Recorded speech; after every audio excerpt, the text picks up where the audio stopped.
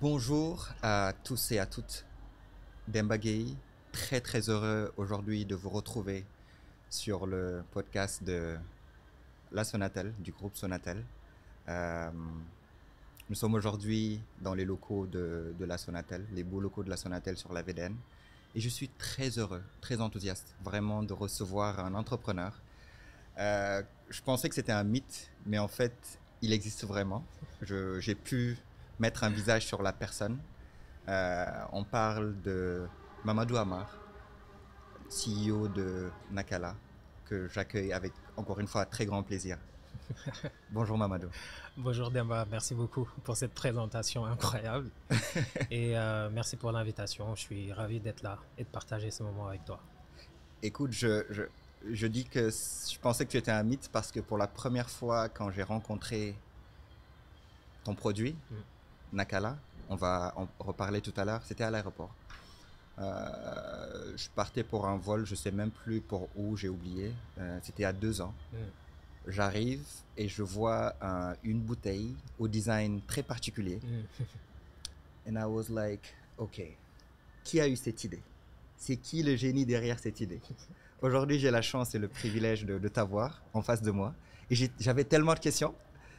Je pense qu'on aura On l'occasion aura de... l'occasion d'en parler Yes. avec Alors, plaisir. Mamadou Amar, c'est qui? Qui es-tu? Alors moi je suis un Sénégalais déjà pour commencer. Je suis un entrepreneur aujourd'hui mais je ne l'ai pas toujours été. Je suis ingénieur fiabilité industrielle de formation. J'ai travaillé 4 ans dans l'automobile en France avant de démissionner, de tout quitter pour revenir au Sénégal, lancer Nakala. Donc Nakala, pour faire simple, pour expliquer rapidement, c'est une start-up qui évolue dans l'agroalimentaire. On a un produit phare qui est un milkshake dans un format assez particulier, assez pratique, qu'on appelle le shake and go. Donc le concept est très simple, Le c'est shake and go. le shake and go, c'est Ok. ça. Mhm. Le concept est très simple, c'est de la poudre en bouteille, donc une préparation en poudre. Le consommateur ajoute de l'eau, il secoue sa bouteille pendant quelques secondes et c'est prêt. Aujourd'hui, on le décline à la fraise, à la menthe, à la vanille. Et on a lancé il y a 2 ans, 2 ans et demi à peu près pour être plus précis. Au début, uniquement sur notre site internet, on commercialisait le produit sur les 6 premiers mois et puis très très rapidement on s'est verticalisé et puis on a commencé à distribuer en grande surface. Aujourd'hui, on travaille avec Auchan, avec Casino, avec Carrefour. On compte à peu près 50 points de distribution un peu partout au Sénégal. Mais ça va bien plus loin que ça. Nakala, c'est une équipe compétente, jeune, déterminée. On en veut, on se lève tous les matins avec l'envie de changer les choses, avec l'envie d'ouvrir des portes pour nous, mais également pour les autres. On ne referme jamais une porte qu'on a déjà ouverte. On le laisse ouvert pour les autres. Et c'est notre état d'esprit. On a envie d'être des exemples. La preuve par l'exemple que c'est possible d'être jeune, de faire de grandes choses avec peu de moyens, puisque c'est comme ça qu'on a démarré Nakala. Et aujourd'hui, enfin, on a envie de montrer à tout le monde comment des jeunes déterminés peuvent soumettre le destin par leur propre volonté. Excellent. Écoute, 2 ans et on ne t'a pas beaucoup vu sur les réseaux, euh, à la télé et autres. Est-ce que c'était un choix délibéré de ta part et peut-être parce qu'aujourd'hui tu es le CEO euh, de faire profil bas à un moment. Qu'est-ce qui t'a motivé à rester un peu en retrait et aujourd'hui qu'est-ce qui te pousse à peut-être sortir un peu de ta cachette? Est-ce que tu peux m'en dire un peu plus? Bien sûr, on travaille. Le travail, en fait, ça prend énormément de temps. Contrairement à ce que beaucoup de gens peuvent penser, enfin, en tout cas, de ce qu'on peut voir sur les réseaux sociaux, créer une entreprise, ça demande beaucoup de temps, beaucoup d'énergie, beaucoup de travail. Donc forcément, le temps que j'allais prendre au début à être sur les réseaux sociaux ou à me montrer, c'est du temps que j'allais prendre à ne pas faire réellement de l'opérationnel ou en tout cas de développer mon business. Donc il y a une étape, une certaine logique dans la façon de faire. Donc déjà, on commence par travailler dur, on essaie de se faire notre propre trou. Et puis ensuite, là, une fois que les process sont bien établis, une fois qu'on a l'équipe compétente qui peut mener le projet à terme, bah là, on commence à sortir un peu plus de notre position, à communiquer, à parler, parce que ça fait aussi partie de notre rôle en tant que dirigeant d'entreprise, de communiquer, de faire passer des messages forts. Aujourd'hui, c'est ce que je suis en train de faire. Ça m'a pris 2 ans, mais pendant 2 ans, j'ai beaucoup travaillé. Aujourd'hui, je travaille encore beaucoup, mais je pense que c'est le moment aussi de commencer à expliquer un peu plus l'histoire qu'il y a derrière Nakala et de pouvoir partager, inspirer aussi les autres, du moins de ce que je peux faire, en tout cas aujourd'hui, inspirer le maximum de personnes à faire pareil, à se lancer dans l'entrepreneuriat et à essayer de changer avec moi des choses. Nakala, aujourd'hui, est connu. On rencontre le produit en tout cas en grande surface. Au tout début, c'était pas le cas. Au tout début, non. C'était pas le cas, Pas du mais avant même le tout début, si on peut faire une petite pause et revenir au début même, quand c'était juste une idée. Est-ce que tu peux me dire qu'est-ce qui a été à l'origine de la création? Pourquoi tu t'es levé un matin et tu t'es dit, je vais créer Nakala? Est-ce que le nom était là dès le début? Est-ce que quel a été le déclic d'abord de la création du produit, du concept même? Et ensuite, est-ce que le nom est venu en même temps ou c'est après? Alors, l'histoire, c'est que moi, je suis un grand consommateur de produits laitiers de base. Ok. J'adore le lait. Donc, j'en ai C'est beaucoup pourquoi consommé. tu n'as pas pris le café qu'on t'a proposé tout à C'est l'heure ça, ou tu es anti-café quoi. Toi, tu es lait et puis that's it. On va dire que moi, je suis beaucoup plus lait. Je bois pas, en vrai, je bois pas de café. Ok. J'en bois très rarement, honnêtement, ponctuellement. Ok. Mais c'est vrai que je consomme beaucoup plus de lait. Et pour moi, c'était très naturel de faire un produit qui ressemble aujourd'hui au produit qu'on connaît. C'était pas très évident au début. J'ai beaucoup hésité avant de sortir ce produit-là. Je me suis posé beaucoup de questions, notamment à savoir est-ce que le marché sénégalais est assez mature pour accueillir un produit aussi particulier, parce qu'il faut le dire, il faut l'appeler comme il est. Il est bizarre même si on veut. C'est de la poudre en bouteille. Je pense que beaucoup de gens n'ont jamais vu ce format de produit-là. Donc j'ai beaucoup hésité entre sortir directement un produit comme ça ou sortir quelque chose de beaucoup plus classique, on va dire, qui rentre beaucoup plus dans les habitudes de consommation. Bon, ça va, bizarre. C'est moins bizarre que de l'eau en poudre quoi. Alors, Bon, c'est juste une petite blague, vas-y. non, mais au final, je l'ai lancé tel quel Ok. parce que pour 2 raisons. Parce que déjà, j'aime faire les choses qui n'ont jamais été faites. J'aime innover, j'aime partir sur des pistes que personne n'a jamais empruntées. Et deuxièmement, parce que je fais confiance aux consommateurs sénégalais. À un moment donné, il faut qu'on se rende compte de ce qui est en train de se passer. Le consommateur est en train d'évoluer. Ce n'est plus le même consommateur d'il y a 20 ans. Les gens sont prêts maintenant à découvrir, à aller chercher quelque chose qui ne ressemble pas à ce qu'ils ont l'habitude de voir. Donc, ils sont beaucoup plus curieux. Ils ont surtout cette envie de consommer des produits bons, pratiques et sains. Et c'est exactement ce qu'on a proposé avec Nakala. Donc, voilà, c'est comme ça que c'est venu. L'idée de base, après, il y a beaucoup d'autres choses derrière. On en a fait du chemin. L'idée de base, c'était de faire un milkshake liquide prêt à consommer. Ok. Et puis pendant le Covid, on a été énormément intéressant. ralenti. Ok. Parce que moi, j'ai démissionné en 2019, Ok. fin 2019. Je suis revenu tout de suite au Sénégal. L'idée était là, mais pour faire du milkshake liquide. Et quand je suis arrivé, c'était le Covid. On était confinés, voilà, il y avait le Attends, tu as démissionné. On pose un peu. On fait une petite pause. Amine. Tu as démissionné parce que tu en avais marre? Tu as démissionné parce que il fallait que tu lances ton projet? Tu as démissionné pourquoi? En fait, j'ai démissionné parce que j'avais jugé que j'avais pris tout ce qu'il y avait à prendre en termes de compétences. Ok. Je me sentais prêt Machallah. pour pouvoir lancer une boîte. Ok. Et quand je dis lancer une boîte, c'est lancer une boîte digne de son nom. Moi, je suis entrepreneur de base. J'ai déjà monté plusieurs boîtes. Nakala, c'est pas ma première boîte, c'est ma première boîte B2C. Donc forcément, c'est ce que les gens connaissent le plus. Mais j'ai déjà lancé d'autres boîtes. Et j'ai démissionné parce que j'ai toujours été un passionné d'entrepreneuriat. Ok. Depuis tout petit, j'ai toujours voulu créer quelque chose, faire de la valeur ajoutée. Et donc, c'est exactement aujourd'hui ce que je suis en train de faire. Donc, j'ai démissionné. Et pour l'histoire, en fait, quand j'ai démissionné, je suis allé à la banque. J'ai retiré tout ce que j'avais, jusqu'au moindre petit centime. J'ai rendu les clés de mon appartement, j'ai revendu ma voiture, j'ai vendu une bonne partie de mes vêtements sur Vinted. Wow. Pour justement avoir assez de capital pour pouvoir revenir l'injecter dans ma boîte. Donc voilà, c'est ça en fait qui s'est passé. Et quand je suis arrivé, il y a eu le Covid. Le Covid, ça nous a énormément... C'est-à-dire tu claques tout, Je claque tout. tu arrives Je et reviens. boum, Covid. C'est ça. Waouh. Il y avait les premières informations qui tombaient à l'époque. On nous parlait d'un certain virus en Chine, etc. H1N1, non bizarre, tout ça. On ne savait pas trop, Ouais. on ne se projetait pas trop, chacun faisait sa vie. Ouais. Et c'est vrai que c'est allé assez vite. Donc très rapidement, l'histoire, on la connaît, hein, confinement, couvre-feu, etc. Donc moi, je n'avais pas encore lancé à ce moment-là. Et ça ne m'a pas impacté tout de suite parce que je n'avais pas encore démarré le business. Ouais. Par contre, ça m'a beaucoup retardé parce que ça a freiné les potentiels fournisseurs avec qui j'étais censé travailler. Donc à chaque fois que je les appelais au téléphone, j'arrivais à joindre personne, c'était compliqué, le monde était à l'arrêt. Donc moi, j'ai profité du Covid pour vraiment auditer Nakala. En tout cas, du moins, ce que j'avais fait jusque-là. Donc c'est pendant la période de Covid, en fait, que finalement, j'ai changé de produit. Et puis qu'on est parti sur de la poudre en bouteille. Pour la simple et bonne raison que le produit qu'on avait initialement pensé, qui était liquide, avait une date limite de consommation très courte.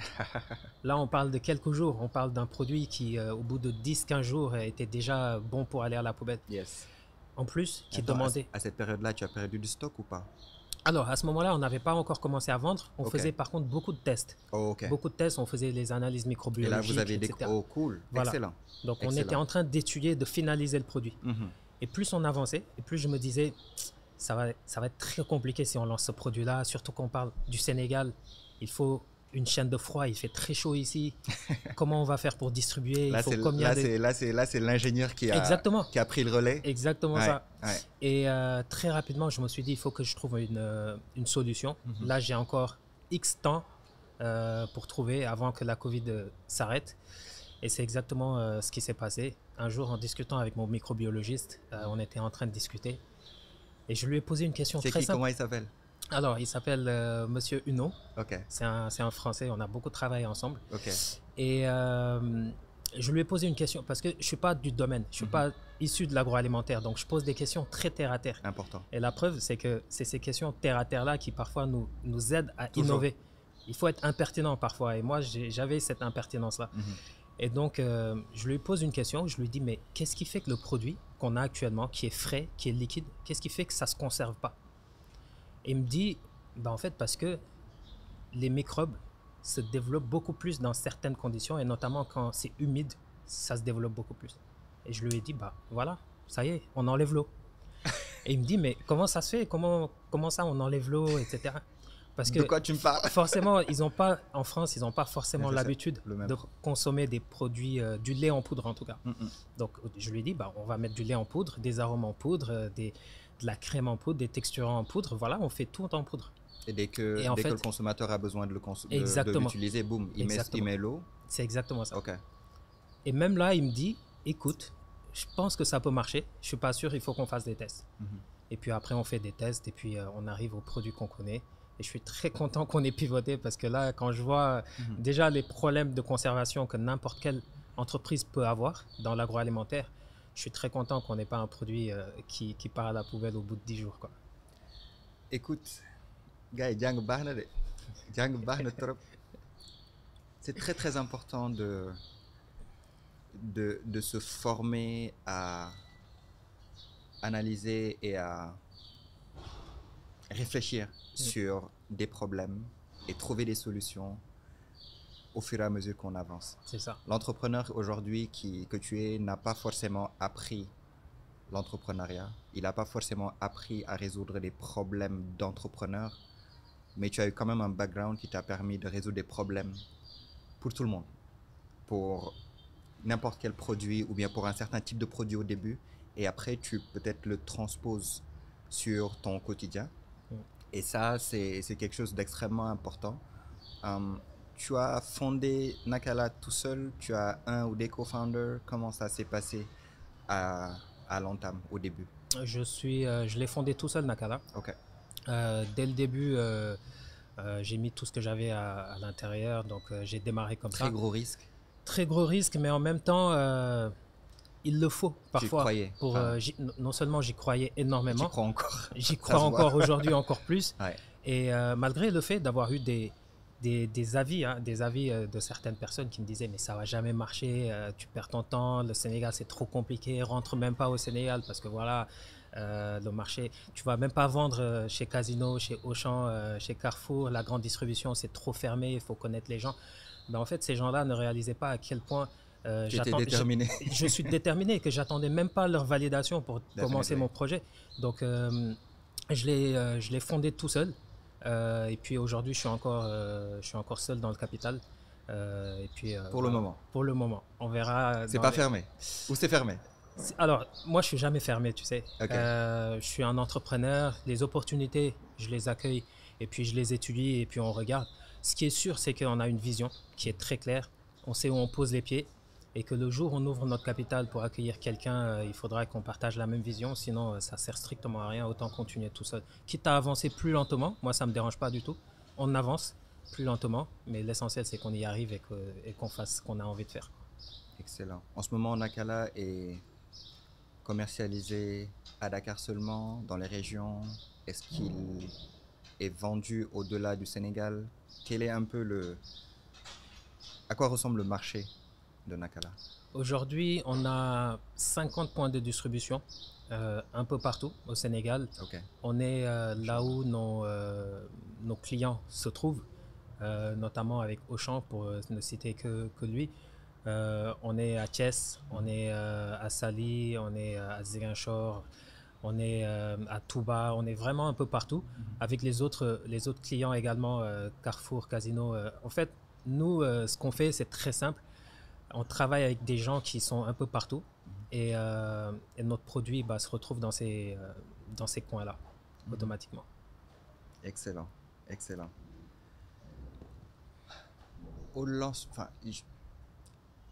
Tout de suite, tu as dit quelque chose de très important. Tu as parlé des avis que tu as reçus.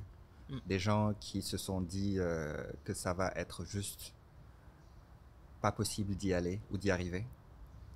Peut-être que ces gens-là, quelque part, ils partent. Parce qu'assez souvent, c'est des limitations personnelles que les gens peuvent avoir, qu'ils peuvent refléter sur toi. Exactement. Mais avec un peu de recul, toi, tu t'es peut-être rendu compte que, ok, peut-être que c'est à cause du fait qu'il y a un certain parcours du combattant à faire pour pouvoir justement, ne serait-ce que pouvoir distribuer chez un Auchan, chez un Carrefour ou chez une autre enseigne de grande distribution, Sunouchan ou whatever. Et est-ce que tu peux nous dire de manière très pratique, un entrepreneur du secteur de l'agroalimentaire qui a envie de vendre chez Auchan, chez Carrefour, chez Sunouchan, dans la grande distribution, quelles sont les étapes fondamentales? Parce que parfois je discute avec des entrepreneurs, ils me parlent de FRA, mais qu'est-ce que c'est? Est-ce que ça prend du temps? Est-ce que ce sont justement des normes qui te permettent de vendre qu'au Sénégal ou bien aussi de distribuer au-delà du Sénégal, dans l'Union européenne ou autre? Comment ça se passe? Est-ce que très rapidement tu peux nous dire quelles sont les étapes que tu as dû franchir pour pouvoir rentrer dans... Parce que si tu produisais 100 000 bouteilles par année, ou 200 000 bouteilles ou 300 000 bouteilles, et que tu n'arrivais pas à les distribuer, ça serait un problème. Bien sûr. Donc la distribution, ou bien en tout cas le réseau de distribution, il est primordial pour un entrepreneur qui est dans la vente de produits de consommables, enfin de produits de consommation, pardon. Ma question c'est, quelles sont les étapes fondamentales justement pour rentrer dans ces chaînes de distribution-là qui sont assez étendues et qui peuvent aller au-delà du Sénégal? La première étape, je dirais, et nous c'est ce qu'on a fait, comme on sait que la distribution est primordiale, ça ne sert à rien de produire 500 000 bouteilles et de ne pas les vendre. La distribution, elle est primordiale. Donc ce qu'on a fait, c'est très simple, on a intégré cette notion-là d'importance de la distribution dès la phase de conception du produit. C'est-à-dire nous, avant même de finir le produit, avant même de le tenir entre nos mains, on est allé voir les distributeurs. On est allé en grande surface. On les a vus. On a vu les chefs de rayon. C'est ceux qui connaissent le plus les produits qui partent, comment ça tourne, pourquoi. Et on leur a demandé, on leur a posé des questions. Nous, on est en train de travailler sur un produit comme ça. Est-ce que c'est quelque chose qui vous parle? Est-ce que c'est bon pour vous? Est-ce que le format, il est bon? Est-ce que Et on leur a posé plein de questions comme ça. Et on a eu des feedbacks. Donc nous, dès la phase de conception, on a eu des retours du distributeur, ou en tout cas de ceux qui sont le plus à même de pouvoir répondre à comment... Ceux qui connaissent les exactement, clients, leur comportement. exactement. Donc on s'est dit, si on fait un produit en intégrant eux ce qu'ils veulent, quand on l'aura terminé, ils vont forcément l'acheter. Parce que c'est déjà ce qu'ils veulent. Et c'est exactement ce qu'on fait. Et moi, c'est ce que je recommanderais à n'importe qui veut avoir très rapidement ses produits en grande surface. C'est dès la phase de conception, prendre en compte tous ces retours-là qu'on peut avoir. Et puis après, le reste, c'est qu'une conséquence, quoi. Dès qu'on a fini de concevoir le produit, de le fabriquer, bah, ils l'ont tout de suite adopté. Et puis voilà, c'est allé très vite. Maintenant, les démarches. Au-delà de l'aspect humain, au-delà de l'aspect recherche et développement, dès l'entame, est-ce qu'il y a des... Allez, il y a des spécifications de base quand vous êtes dans l'agroalimentaire quand même. Où est-ce qu'il faut aller? Qu'est-ce qu'il faut déposer? Très rapidement, de manière très ramassée. Parce qu'il y a tellement de... Tu vois, déjà, cette démarche-là, c'est extrêmement important pour ceux qui sont dans la production et qui sont dans la vente. De réaliser le caractère primordial, essentiel de cette démarche-là. Moi, xam kan ngay jaay bala ngay dugg ci jaay. Xam kan nga wara jox ce produit. On le voit de plus en plus sur les réseaux. On a beaucoup d'entrepreneurs dans le secteur de l'agriculture, par exemple, qui galèrent à trouver le marché pour écouler. Et pas seulement dans l'agriculture, dans l'agroalimentaire. La dernière fois, sur une émission que j'anime que je coproduis et que j'anime sur la RTS Focus Show, on a reçu un entrepreneur qui fait du café, fabrication industrielle, Djali Batou, que je salue au passage. Franchement, moi, les entrepreneurs, c'est mes amis et j'apprends énormément de vous, de votre résilience, de vos problèmes, et on réfléchit ensemble à des solutions. Quelqu'un comme Djali Batou, l'autre jour, il nous disait sur le plateau qu'ils produisent beaucoup, mais ils ont énormément de problèmes pour vendre. Bien sûr. La distribution, c'est un vrai challenge. Votre démarche, elle a été différente. Elle a été, OK, on va d'abord toquer aux portes, savoir c'est quoi le bon produit que les gens désirent. Exactement. Même si tu étais un amoureux du chocolat au lait, tu n'as pas produit du chocolat pour le moment. C'est pour le moment. D'ailleurs, j'ai posé la question tout à l'heure. On va y revenir très rapidement tout à l'heure d'ailleurs. Vos trois parfums, c'est quoi? Rappelle-moi. Vanille, fraise et menthe. Vanille, fraise et menthe. C'est ça. Et je pense qu'il y a une histoire aussi derrière chacun de ces parfums-là. C'est nos valeurs, en fait. C'est des valeurs. Est-ce que tu peux revenir dessus? En fait, derrière chaque bouteille, derrière chaque parfum, on raconte une histoire. Et cette histoire est censée illustrer une de nos valeurs, en tout cas. On a trois valeurs. Le partage, l'innovation et la détermination. Toutes les personnes qui travaillent chez Nakala partagent cette valeur-là, ces trois valeurs-là. Donc, c'est ultra important pour nous de pouvoir communiquer là-dessus. Les trois valeurs, c'est partage. Qui correspond à quel parfum? Qui correspond à la menthe. Oui. Justement, parce que ça nous rappelle quand on était plus jeune et qu'on consommait du lait le soir avec tous les amis, donc du lait à la menthe. Donc ça, on sait, on a grandi un peu comme ça. Et c'est des moments où on partageait. Et c'est pour ça qu'on a choisi de mettre cette valeur-là au dos de la menthe. Excellent. La fraise, l'innovation. Et la vanille, la détermination. Excellent. Voilà. Et ça, même ça a été un travail. C'est pas trois valeurs qui sont sorties comme ça de n'importe où. C'est ce qu'on appelle poser sa brand platform. Moi, c'est un travail que j'ai dû faire. Je ne l'ai pas fait tout seul. J'ai dû demander à des gens qui me connaissent un peu, qui me connaissent bien, quels sont les trois mots qui vous viennent à l'esprit quand vous entendez parler de moi ou quand vous pensez à moi. Et globalement, c'est toujours les trois mots-là qui sont revenus. C'est déterminé. Tu es quelqu'un, quand tu veux quelque chose, tu vas jusqu'au bout. Tu ne laisses jamais rien tomber. C'est le gars déter, quoi. C'est ça. À fond. C'est ça. Mais moi, ça, tu sais, ça, je le crie partout. Je peux ne pas être la personne la plus intelligente dans une pièce. Et d'ailleurs, je cherche à ne pas être la personne la plus intelligente. J'essaie de toujours m'entourer de gens qui peuvent me faire monter en compétence, qui peuvent m'apprendre quelque chose. Par contre, je suis toujours la personne la plus déterminée où je vais. No matter what. Ça, c'est obligatoire. C'est ma façon de réfléchir, c'est ma façon de voir les choses. Et c'est quelque chose d'hyper important pour moi. Donc la détermination, le partage.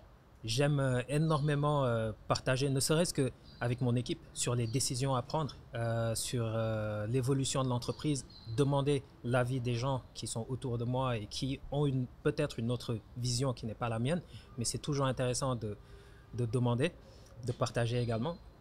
Et l'innovation. Parce que pour moi, justement, c'est ça notre valeur ajoutée aujourd'hui. On arrive sur un marché où il y a des acteurs qui sont là depuis 20 ans, 30 ans, et pour moi qui n'ont plus du tout de valeur ajoutée, à part vraiment faire de l'argent et se remplir les poches. Pour moi, il y a plein de marques qui sont sur le marché et qui font même pas l'effort de changer leur packaging, ne serait-ce que leur packaging. Pourtant, le consommateur d'il y a 20 ans, ce n'est plus le même que le consommateur de maintenant.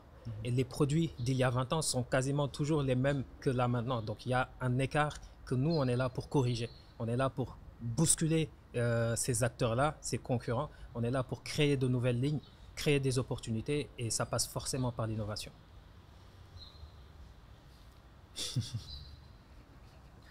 Quand on a un jeune en face, déterminé, avec une belle équipe derrière, ça se sent tout de suite hein, que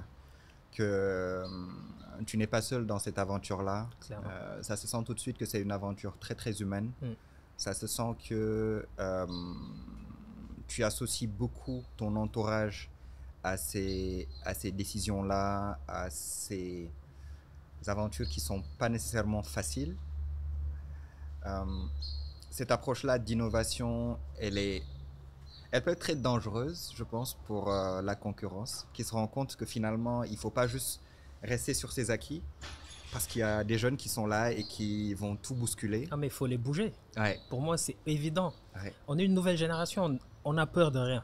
C'est ça la vérité, c'est que, excellent. En fait, on est né et on nous a dit très tôt qu'on pouvait tout faire. Voilà, aujourd'hui, c'est ce qu'on est en train de faire. Donc, on n'a pas peur en fait d'aller au front. Nous, on se donne tous les moyens. Si ça marche, bah, on est très content. Si ça marche pas, on reviendra encore plus fort avec quelque chose d'autre. Mais l'idée est là, c'est qu'on est là pour vraiment bousculer l'ordre qu'il y a, et j'espère qu'ils sont tous prêts. Parce qu'il en faut hein, de la détermination. Et je pense que ça fait partie d'un des piliers de tout ce que tu fais. Tu l'as dit tout à l'heure, détermination, partage et innovation. Le retour à Dakar, au Sénégal, comment est-ce qu'il s'est fait? Parce que je pense que tu as dû entendre beaucoup de gens qui t'ont dit mais tu es fou. Qu'est-ce qui te passe? Qu'est-ce qui se passe dans ta tête? À quoi tu penses? Qu'est-ce que tu vas faire au Sénégal? C'est ça. Mais toi, à ce moment-là, qu'est-ce qui t'a convaincu que c'était la chose à faire? Et aujourd'hui, s'il fallait refaire ça, est-ce que tu allais le refaire? Et est-ce que tu allais le refaire pareil? 1000 fois. Ok. 1000 fois, je le refais pareil. Non seulement je le refais pareil, avec les erreurs que j'ai pu commettre, avec tout ce qui s'est passé. En fait, moi, je suis né au Sénégal, j'ai grandi au Sénégal. Ok. Je suis allé en France pour les études de base, comme un peu beaucoup de gens. Juste après le bac ou? Juste après le bac. Okay. J'ai eu mon bac ici au Sénégal. Et je suis allé en France comme des milliers de Sénégalais chaque année.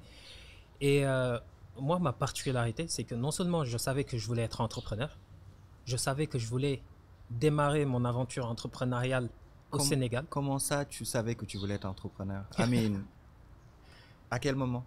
À moi, c'est en moi depuis très, très, très longtemps. Aussi longtemps que je puisse me rappeler, j'ai toujours voulu créer. Vas-y, il faut que tu nous dises. I mean, est-ce que c'est les parents? Ça vient d'où cette impulsion-là? Ça vient d'où cette envie-là aujourd'hui d'être entrepreneur, d'être quelqu'un qui crée, d'être quelqu'un qui ne reste pas nécessairement pendant plusieurs années? Parce que tu as eu aussi un passage dans le salariat. Exactement. Mais toi, dans ta tête, tu avais déjà un plan. Ok, je fais du salariat, certes, mais à un moment donné, je lance ma boîte. C'est ça. Mais tu ne savais pas forcément qu'est-ce que tu allais lancer anyway. Je savais que j'allais lancer dans l'agroalimentaire. Dans l'agroalimentaire. Je savais. Depuis le début? Depuis le début. Vas-y, ça vient d'où? Dis-nous. Parce que... En fait, moi, c'est tellement enfui en moi okay. que je pense que c'est aussi lié à mes traits de caractère. Okay. Alors, je ne dis pas que pour être entrepreneur, il faut naître avec. Ce n'est pas ce que je suis en train de dire. Okay. Je dis que moi, c'est tellement ancré en moi que je pense que c'est aussi beaucoup lié à mon état d'esprit, à mon caractère. Et très rapidement, j'ai eu envie de créer, Mhm. mais pas de vraiment créer de la valeur ajoutée. Mhm. C'est-à-dire que moi, il ne s'agissait pas juste de faire du business. Ça ne m'intéresse pas, par exemple, d'acheter pour revendre. Je sais pas là où je me sens le plus à mon potentiel. Ok. Moi, ce que j'aime faire, c'est transformer. Mhm. C'est ajouter de la valeur ajoutée. Enfin, créer de la valeur ajoutée. Yeah. Et oui, donc avant même de rentrer avant même d'aller en France, de continuer mes études, je savais que je voulais être entrepreneur. Mhm. Je savais que je voulais entreprendre dans l'agroalimentaire. Je savais que j'allais revenir au Sénégal pour lancer une boîte. Ça, j'étais persuadé. Tout ce que je maîtrisais pas, c'est combien de temps exactement je vais devoir rester en France pour pouvoir revenir au Sénégal et lancer une boîte comme ça. Tu avais quel âge à peu près quand tu partais en France? J'avais 18 ans, je venais d'avoir mon bac. Ok. J'étais très insouciant. La vie était belle. Donc, Je sens la nostalgie, c'est ça. la nostalgie de ces moments-là d'insouciance et de aujourd'hui, c'est des coups que tu prends, tu donnes tous les jours, c'est Exactement. pas simple. Bah, en fait, c'est exactement ça. L'entrepreneuriat, Mhm. je ne sais pas à toi que je vais l'expliquer. C'est le parcours du combattant. C'est le parcours du combattant, pardon. Mhm. C'est compliqué. Tous les jours, c'est des défis, c'est des obstacles, c'est plein de choses qui arrivent comme ça. Et en même temps, c'est ce qui rend la chose intéressante. Je pense que si c'était plat et que si tout roulait bien, je pense qu'on se serait ennuyé. Mais oui. Mamadou, parce qu'aujourd'hui, je pense que c'est important que ceux qui nous regardent et ceux qui nous écoutent puissent apprendre, en plus de ce qu'on a déjà dit ici, de ce qu'on partage, de ce qu'on se dit. S'il y a une erreur capitale que tu as eu à commettre et que tu n'aimerais pas que quelqu'un commette dans le secteur dans lequel tu es, ou bien juste dans ton aventure entrepreneuriale. Moi, j'en ai même plein, mais j'ai envie que tu nous partages un peu quelque chose que tu aurais fait nécessairement différemment si tu savais qu'il y aurait ce que tu as vécu derrière. Qu'est-ce que ça serait?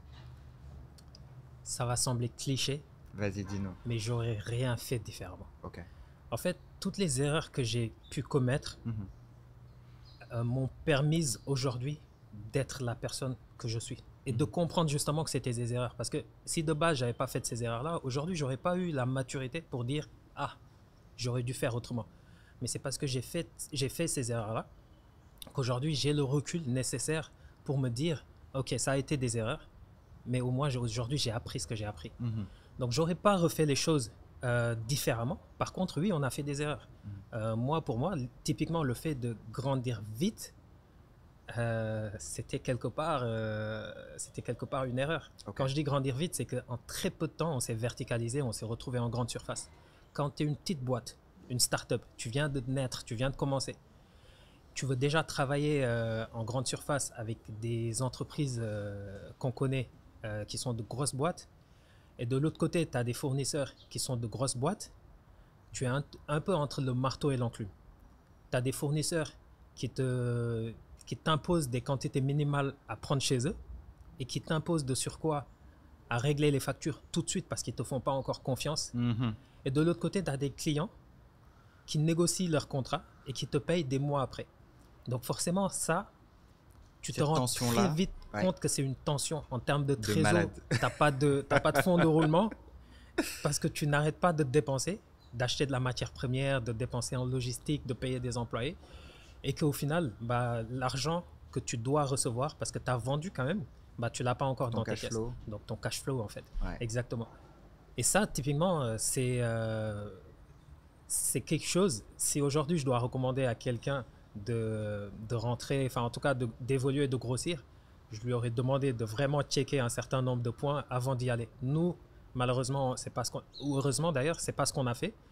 On sait que ça vous a coûté beaucoup d'argent ou... Ça va, vous avez quand même pu revenir. En fait, ça a été très tendu en termes de trésor au début, quand on a commencé à vraiment débiter et sortir des produits. Mais il fallait trouver une solution. Ouais. Donc, comme d'habitude, on est allé chercher des solutions. On est allé renégocier avec les fournisseurs qu'on avait en leur disant, regardez, on grossit, regardez, on a des commandes. Donc là, maintenant, c'est soit vous nous faites confiance et vous grandissez, et nous, on grandit à vos côtés. Et on vous sera très reconnaissant, croyez-nous, quand on sera vraiment gros. Ou voilà, vous nous laissez tomber et on se débrouille, mais voilà, sachez on saura à ce moment-là qu'on ne peut pas vous faire confiance. Et ils ont bien compris le message, ils nous ont accompagnés, ils ont commencé à nous faire de plus en plus confiance, à nous faire des facilités de paiement. Et aujourd'hui, c'est comme ça qu'on a pu remonter la pente du fond de roulement qui est très tendu, quoi. Machallah. Si aujourd'hui il y avait un fait amusant sur toi que tu n'avais jamais dit devant caméra, est-ce que tu peux partager quelque chose que vraiment très peu de gens savent sur toi et qui est un fait que tu trouves un peu amusant? Je suis pas le plus doué pour parler de moi-même. En tout cas, de ce point de vue-là. Mais vas-y, fais un essai. Sur ton background, sur ta relation avec les gens, sur comment tu gères le business. Alors, il y a quelque chose. Ouais. Et peut-être que quand les personnes regarderont ce podcast-là, ils m'en tiendront pas rigueur dans l'avenir. Ok. Je retiens très rarement les prénoms. Je retiens très rarement les prénoms. Donc là, j'en profite pour dire à toutes les personnes que je vais croiser là, dans les prochains jours, les prochaines semaines, que si jamais j'oublie votre prénom, je suis vraiment désolé. Je suis très mauvais à retenir. Je suis très mauvais pour retenir les prénoms. Okay. Autant je retiens des choses vraiment spécifiques. Je ne sais même pas pourquoi je les retiens. Ouais. Autant les prénoms, parfois, c'est vraiment, j'ai du mal. Nice. Écoute, je pense qu'on arrive au terme plus ou moins de notre entretien. J'aurais aimé qu'il soit beaucoup plus long, qu'on ait beaucoup plus le temps pour rentrer sur les sujets vraiment qui me tiennent vraiment à cœur, de levée de fonds, de ta team, comment tu recrutes. Il y a des questions très, très importantes pour un entrepreneur et pour ceux qui t'écoutent et qui sont dans l'entrepreneuriat ou bien qui aimeraient se lancer ou bien qui sont même dans le salariat et qui aimeraient comprendre la dynamique même de ceux qui sont au-dessus, comment ils arrivent ou en tout cas ceux avec qui ils collaborent, comment est-ce que ça marche. Mais je pense que ce sera peut-être un rendez-vous pour le coup pour la prochaine fois. Avec plaisir. Sur le podcast de la Sonatel ou sur un autre plateau. Avec plaisir. Mais je pense que ce serait important de revenir un tout petit peu sur ces sujets-là. Mais déjà, pour ce qu'on a échangé, ce qu'on s'est dit aujourd'hui, franchement, merci beaucoup d'avoir pris le temps. Merci pour la générosité et merci pour le partage. Si tu as peut-être un mot de la fin, est-ce que tu aimerais partager avec nous? Qu'est-ce que tu aimerais aujourd'hui partager avec ceux qui nous regardent, ceux qui nous écoutent comme mot de la fin à cet entretien? D'y croire, d'oser en fait faire des choses, de poser des actions, c'est ultra important. Je sais qu'il y a beaucoup de gens qui ont des projets, qui ont des idées, mais il faut savoir une chose, c'est que ces idées-là, malheureusement, ne valent pas grand-chose tant qu'elles ne sont pas concrétisées. Donc le plus important, et j'invite tout le monde à tous ceux en tout cas qui veulent entreprendre, de se lancer, de tester le marché, de se lancer avec les moyens qu'ils ont, et puis de croire en eux et de continuer à avancer. Et surtout qu'on se rende compte que en fait, les choses peuvent marcher pour tout le monde. Même si aujourd'hui c'est compliqué pour certaines personnes et que voilà, vous avez du mal à vous en sortir, demain ça peut aller beaucoup mieux et ça peut aller très très très très vite. Donc il faut juste continuer à faire ce qu'on a envie de faire et de continuer à bien le faire. Et je suis persuadé que ça va le faire. Merci beaucoup à tous ceux qui nous ont suivis. Merci à toi, Mamadou Amar, d'avoir partagé ce moment-là avec nous. Moi, j'ai retenu que beaucoup de gens disent « et si ça ne marchait pas ?» Lui, son mindset, c'est « et si ça marchait ?» Exactement. Partage, détermination, innovation. C'est ce que j'ai retenu de cet entretien. Et aussi beaucoup de générosité, beaucoup de bienveillance. Merci beaucoup. Merci. Et à tous ceux qui nous ont regardés et ceux qui nous écoutent, merci pour tout et à très bientôt sur le podcast de la Sonatel. Merci. C'était génial. Merci.